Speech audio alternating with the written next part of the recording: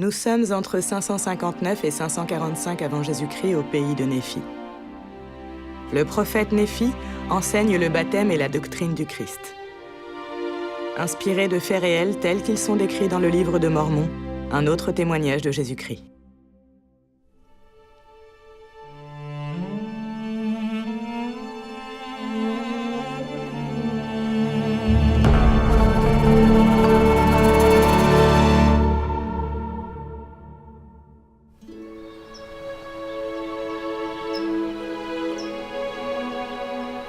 Je dois vous parler de la doctrine du Christ.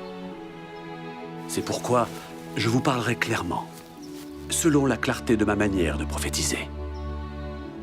Je voudrais que vous vous souveniez que je vous ai parlé de ce prophète que le Seigneur m'a montré, qui baptisera l'agneau de Dieu, lequel ôtera les péchés du monde. Maintenant, si l'agneau de Dieu, qui est saint, a besoin d'être baptisé d'eau pour accomplir tout ce qui est juste.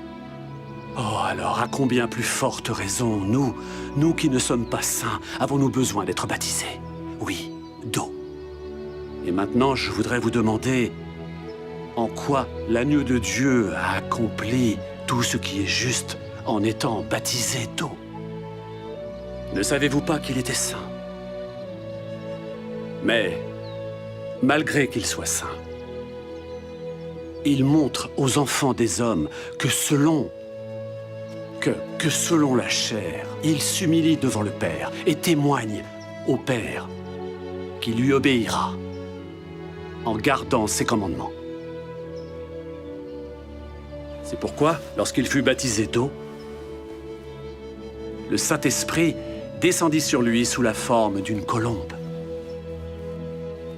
Et cela montre aux enfants des hommes combien est resserré le sentier et étroite la porte par où ils doivent entrer, lui-même leur ayant donné l'exemple.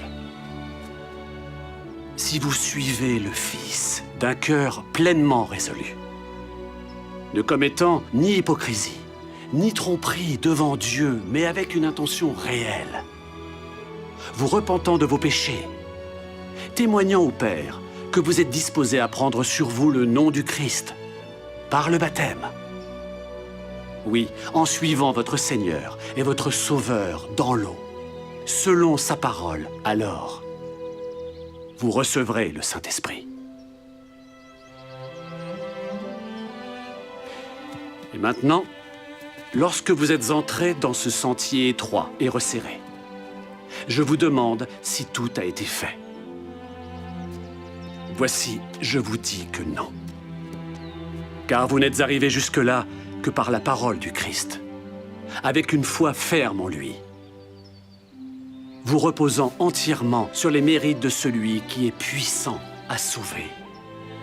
C'est pourquoi vous devez marcher résolument, avec constance dans le Christ, ayant une espérance d'une pureté parfaite et l'amour de Dieu et de tous les hommes. Et si vous marchez résolument, vous faisant un festin de la parole du Christ, et persévérez jusqu'à la fin, voici, ainsi dit le Père, vous aurez la vie éternelle. Tel est le chemin.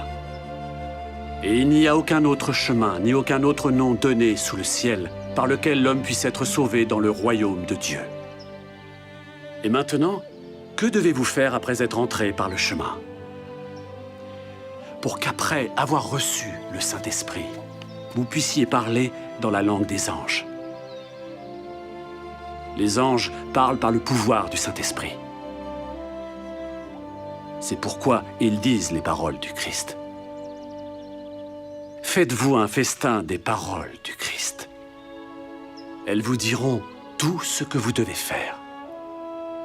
Si vous voulez entrer par le chemin et recevoir le Saint-Esprit, il vous montrera tout ce que vous devez faire. Voici, telle est la doctrine du Christ.